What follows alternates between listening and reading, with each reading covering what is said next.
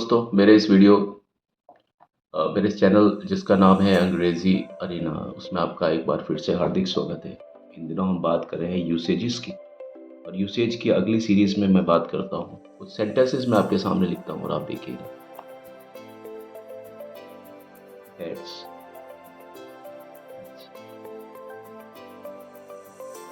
mice and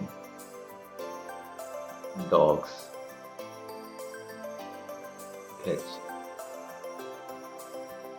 mice। ठीक है, ये एक सेंटेंस पूरा, ये दूसरा सेंटेंस, उसके बीच में एंड लिखा हुआ है, और ये इसका सब्जेक्ट है और ये इसका सब्जेक्ट है। इस सेंटेंस का सब्जेक्ट है कैट्स और इस सेंटेंस का सब्जेक्ट है डॉग्स। ठीक है, तो जब ऐसी स्थिति आती है तो हम क्या कर सकते हैं? हम ये देखिए, cats catch mice and dogs catch mice, इन दोनों में कॉमन क्या चीज कॉमन है आपके? ठीक है, कॉमन क्या है आपके? कैच माइस, ये जो है ना, ये कॉमन। तो आप जहां पर भी ये कॉमन दिख रहा है ना आपको, ठीक, ये कॉमन नहीं है। जो कैट्स है वो डॉग्स नहीं हो सकता, डॉग्स है वो कैट्स नहीं हो सकता। ठीक है, लेकिन यहाँ पर भी इस सेंटेंस में सब्जेक्ट के बाद में कैच माइस है, और यहाँ पर भी ये जो दूसरा सेंटेंस है उसमें इस सब्जेक्ट के बाद में यहाँ पर ये पूरा वही चीज़ है। जो प्रेडिकेट है वो सेम प्रेडिकेट है। ये सब्जेक्ट, ये प्रेडिकेट और ये प्रेडिकेट सेम प्रेडिकेट है। तो आप क्या कर सकते हैं? एक ही प्रेडिकेट को यूज कर सकते हैं। ये सेम प्रेडिकेट है, ठीक है। तो आप क्या लिख सकते हैं? Cats and dogs catch mice.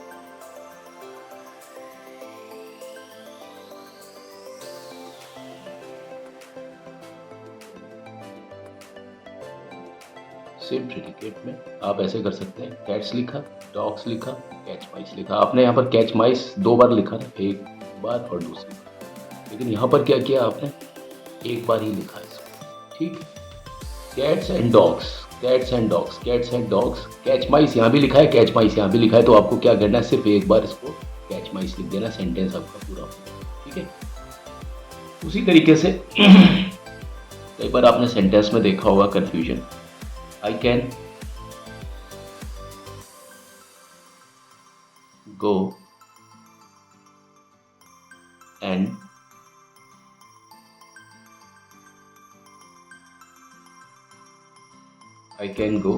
and I will go। मैं जा सकता हूं और मैं जाऊंगा। ये अजीब सा सेंटेंस है। I can go and I will go। अब यहाँ देखिए, यहाँ पर आप इस सेंटेंस को कैसे बना सकते हैं? I can and will go। ठीक है, I।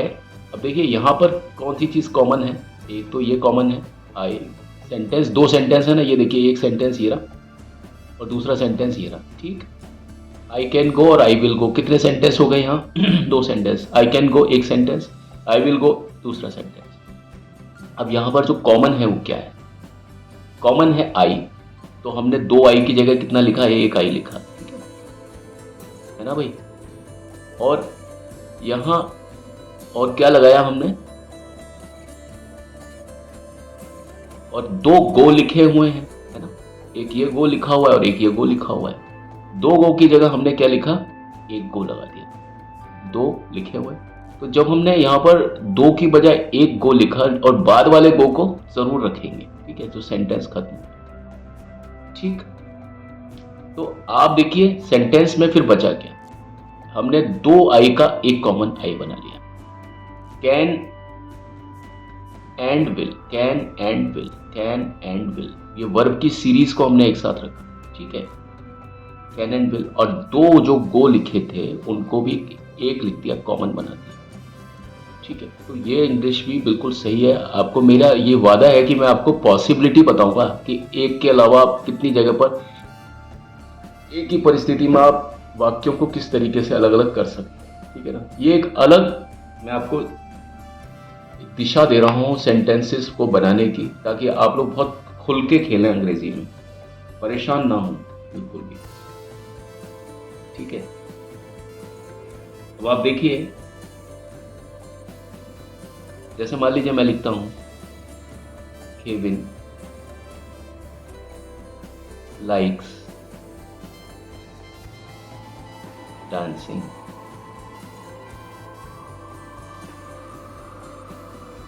And Jane likes athletics.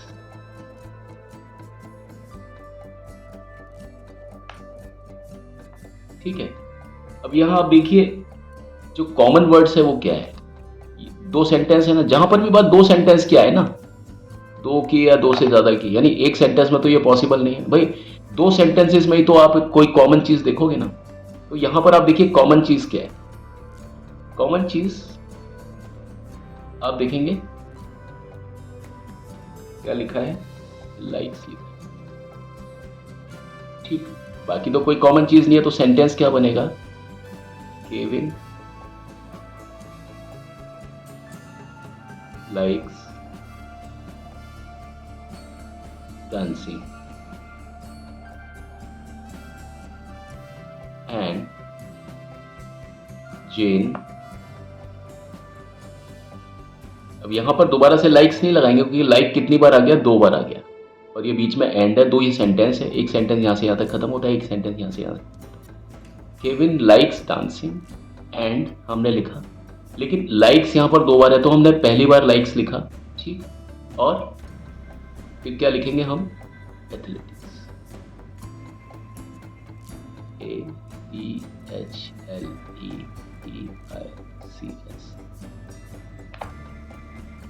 ठीक है, तो ये सेंटेंस इस तरीके से जाते हैं और कहीं भी कोई चीज गलत नहीं होती है।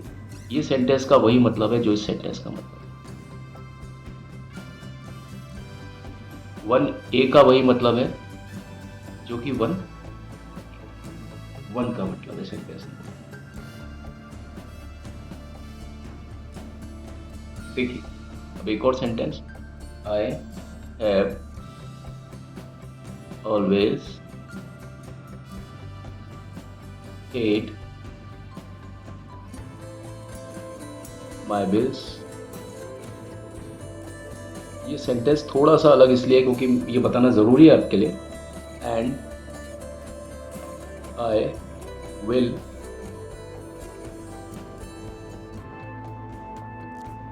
पे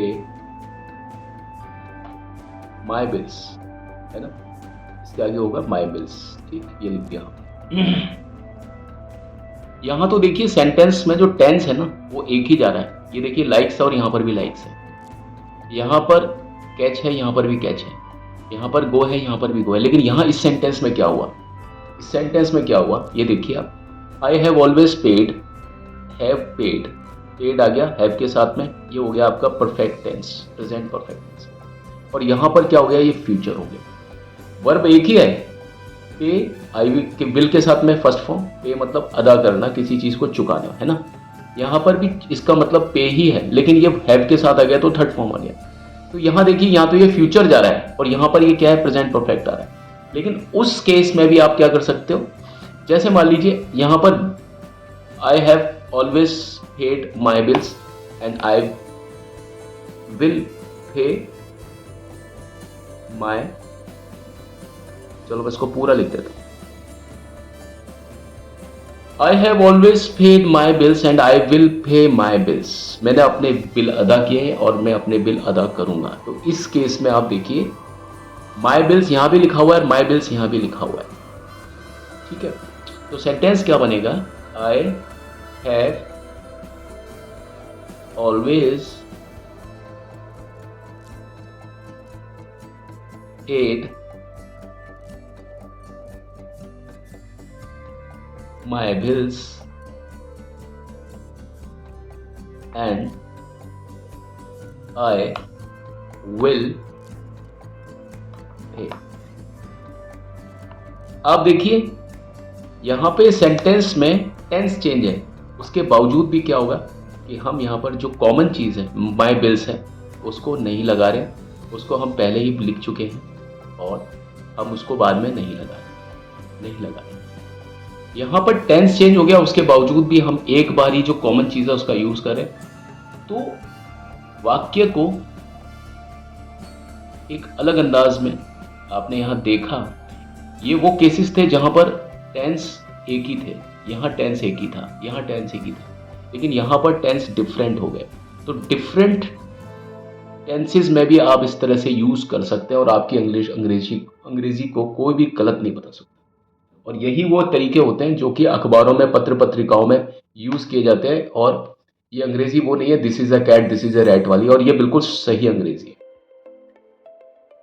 और दोबारा से मैं बात वही करता हूँ कि जो ट्रांसलेशन सीखते हैं हिंदी से अंग्रेजी में या अंग्रेजी से हिंदी में, उन्हें ये रूल्स भी पता होने चाहिए ताकि उनको पता पड़े कि इंग्लिश स्ट्रक्चर से चलती है, ऐसे नहीं चलती है कि भाई अनुवाद से शब्द का शब्द से अनुवाद हो गया और अंग्रेजी बन गई। नहीं, हर केस में ऐसा नहीं होता जो कि यूट्यूबर्स बताते हैं कि ऐसा होता है वैसा होता है, ये चीज़ गलत है।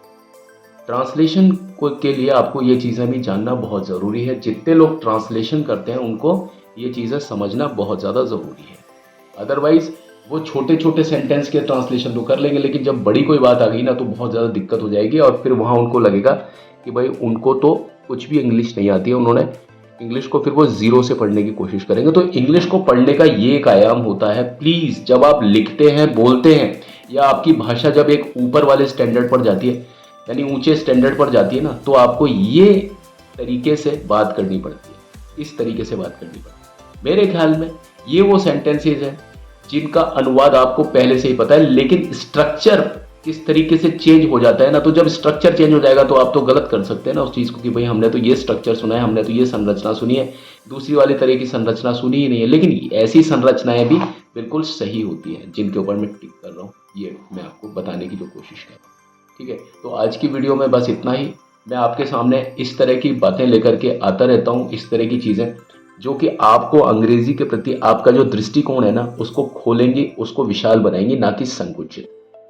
आपसे ही बताइए, ये बताने से आप अंग्रेजी से आपका डर खत्म हो रहा है या बल्कि आप अंग्रेजी से डर रहे हैं? लेकिन लोग इंग्लिश को बताते हैं, समझाते हैं, लेकिन डरा डरा के समझाते हैं, बोलते हैं इसके लिए, इस स्थिति के लिए, कोई भी स्थिति दे देंगे, इस परिस्थिति के लिए, इस सिचुएशन के लिए सिर्फ यही होता है और दूसरा कुछ भी नहीं होता है। नहीं, ऐसा नहीं है।